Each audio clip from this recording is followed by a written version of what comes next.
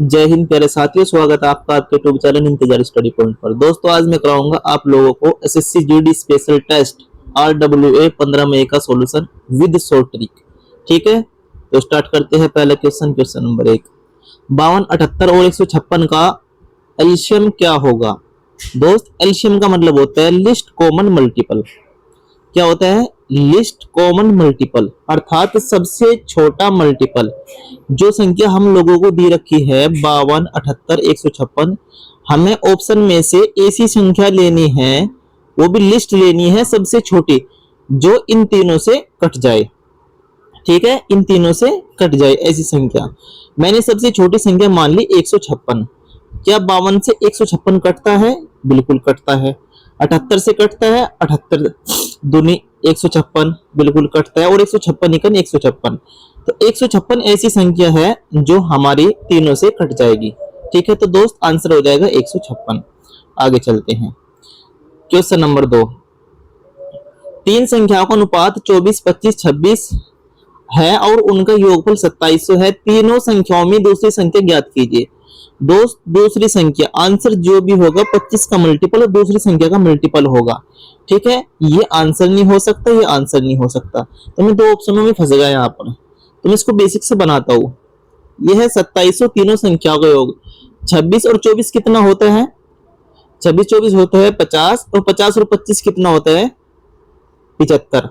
और मुझसे क्या पूछी? दूसरी संख्या, अर्थात 25 की वैल्यू मुझसे पूछ ली, तो गुणा में 25, 25 से 75, 2700 अगर मैं 3 से डिवाइड करता हूं तो 900 इस क्वेश्चन का आंसर आ जाएगा। आगे चलते हैं। क्वेश्चन नंबर 3, साधारण ब्याज के तहत प्रतिवर्ष 28% की दर पर 22,050 पर 8 वर्ष में मिश्र धन ज्ञात कीजिए। दोस्त, यह है प्रिंसिपल 22,050। सबसे पहले आप क्या करो, 8 की 28 में मल्टीप्लाई करो, आप लोगों को मिल जाएगा ब्याज। उसमें उस ब्याज में आप क्या करो, 100 ऐड कर दो। उस ब्याज में सिंपल इंटरेस्ट में 100 ऐड कर दो, आपको मिल जाएगा मिश्र धन।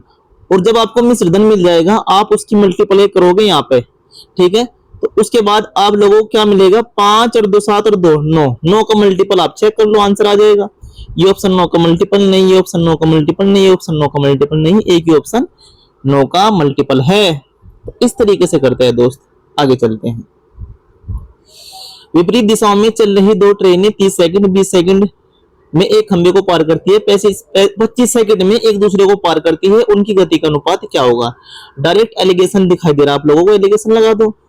30 20 25 का एलिगेशन, सिंपल सा क्वेश्चन है। अगर एलिगेशन लगाते हो, यहाँ पर कितना आ जाएगा? 5, और यहाँ पर कितना आ जाएगा? इधर भी 5 आ जाएगा। तो 5 अनुपात 5 का मतलब होता है 1 अनुपात 1। आगे चलते हैं। क्वेश्चन नंबर 5, एक नाव 55 घंटे में धारा की विपरीत दिशा में 330 किलोमीटर और 65 घंटे में 520 किलोमीटर जाती है। शांत जल में नाव की चाल क्या होगा?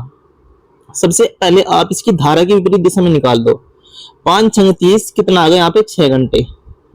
और 6 7 42, 6 8 48, यहाँ पर कितना आ गया? 8 घंटे। अगर हमें शांत जल में निकालनी, दोनों को जोड़ के आधा कर दो, 8 6 14 का आधा कितना हो जाएगा? 7। आगे चलते हैं। दो व्यक्तियों की आयु का अंतर 7 है, उनकी आयु का अनुपात 7:9 है। छोटे व्यक्ति की आयु ज्ञात कीजिए। छोटे व्यक्ति की आयु 7 21, 7 का मल्टीपल, बी ऑप्शन 7 का मल्टीपल नहीं, 7 21 ऑप्शन 7 का मल्टीपल नहीं, ऑप्शन 7 का मल्टीपल नहीं, एक ही ऑप्शन 7 का मल्टीपल है। अगर आप बेसिक से करना चाहो, इनका अंतर 7 है, इनका अंतर आ जाएगा 2, और 7 की वैल्यू हमसे पूछ ली, 7 7 49 का आधा 24.5। आगे चलते हैं। दो पाइप एक टैंक को 10 मिनट 12 मिनट में भर सकते हैं। एक निकासी पाइप प्रति मिनट 9 गैलन खाली कर सकते हैं। तीनों पाइप एक साथ मिलकर टैंक को 30 मिनट में भर सकते हैं। टैंक की क्षमता का पता लगाए। दोस्त, टैंक की क्षमता का पता लगाना हमें, तो हम क्या करते हैं, जब तीनों पाइप साथ मिलकर 30 मिनट में भरते हैं, एक पाइप 10 मिनट में भरता है, दूसरा पाइप 12 मिनट में भरता है, तो इन तीनों का एलसीएम ले लो आप सबसे पहले। तो तीनों का एलसीएम कितना आ जाएगा? ये आ जाएगा 60 आ जाएगा। कितना आ जाएगा? 60। तो मैंने मान लिया टोटल जो टैंक की क्षमता है वो 60 है। तो 10 6 60, 12 पंजे 60 और 30 दूनी 60। ठीक है, ये जो है ये तीनों मिलके हैं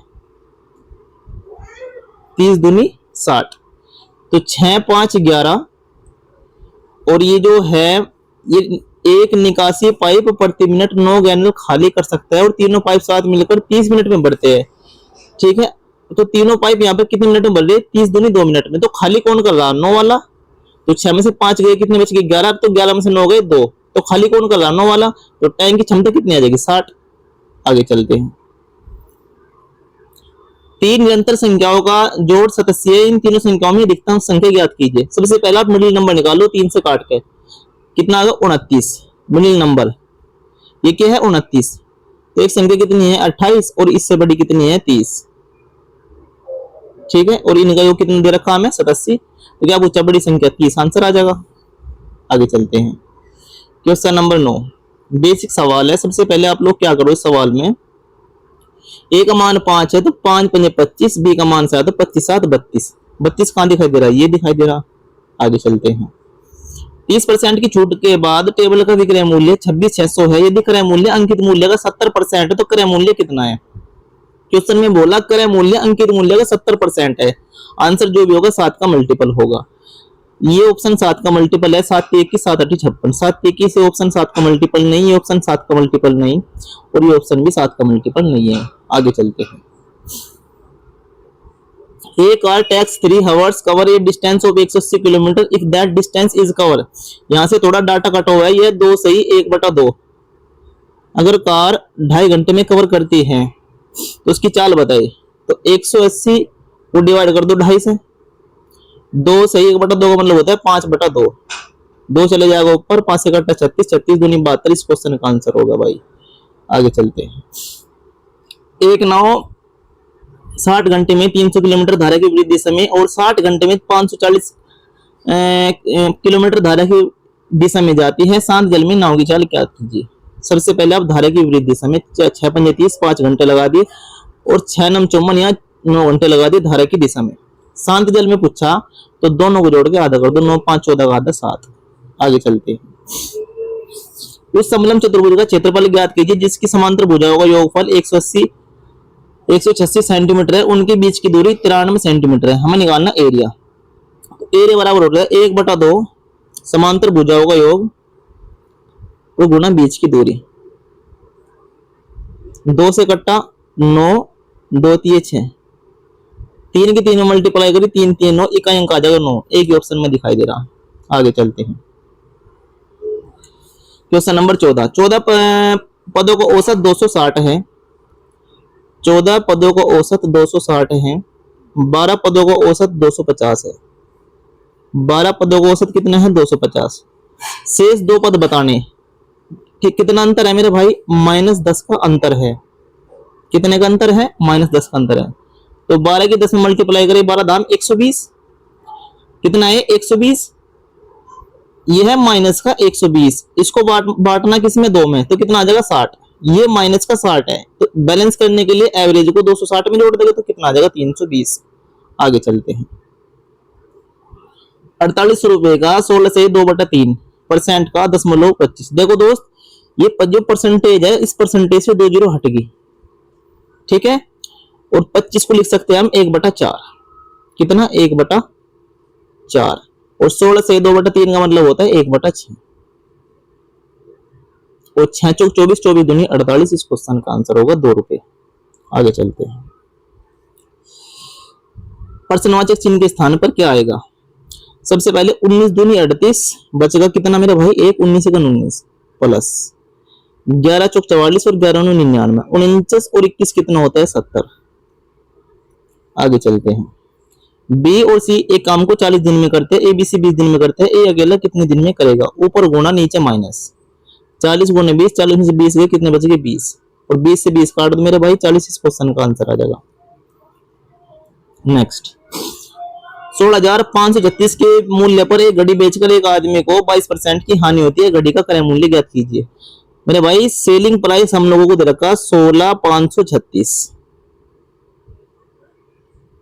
और 22% की हानि का मतलब है 78 का सामान था ये, तो हमें चाहिए सामान कौन सा? 100 का सामान।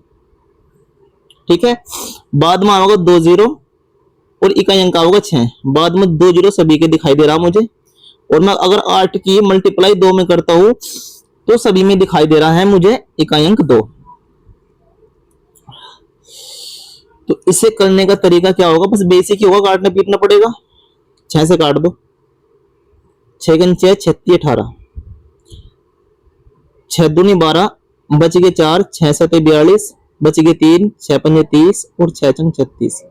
13 से काट दो, 13 दूनी 26, बच गए 1, 13 13, 13 दूनी 26। तो 212 के सामने 2 जीरो, क्वेश्चन का आंसर आ जाएगा। आगे चलते हैं। क्वेश्चन नंबर 19, एक आयताकार कमरे की लंबाई चौड़ाई का अनुपात कितना है? अगर कमरे की लंबाई 15 मीटर है तो कमरे का क्षेत्रफल कितना होगा? कमरे का क्षेत्रफल होगा 5 चौक 20 का मल्टीपल। 20 के मल्टीपल मेरे भाई आप लोगों को 3 दिखाई दे रहे। कमरे की लंबाई कितनी है? 15। ऑप्शन में कमरे की लंबाई कितनी है? 5। तो 5 से इकट्ठा कितना होगा? 3। हमें चाहिए क्षेत्रफल, तो हम 3 का स्क्वायर लेंगे मेरे भाई। 3 का स्क्वायर कितना होता है? 9। तो 9 9 दूनी 18, 180, क्वेश्चन का आंसर आ जाएगा। क्वेश्चन नंबर 20, जो इस मॉक का अंतिम क्वेश्चन है मेरे भाई, बड़ा ही आसान है। सबसे पहले क्या करो आप, 23 पंजे 115 और 55 में से 23 गए, कितने बचे मेरे भाई? 5 में से 3 गए 2 और 5 में से 2 गए 3, 32। और 32 को 32 से डिवाइड कर दे, कितना आ जाएगा यहाँ पे? ये आ जाएगा 1। इधर 32 है ना, तो 32 को 32 से डिवाइड कर देगा 1। ये इतना डाटा आ गया 1। और 8 पंजे 40 और 5 बते गया, कितने बच गए? 4। और इधर कितना है? 65 और 90 कितना होता है? 155। और 155 4 कितना होता है? 159।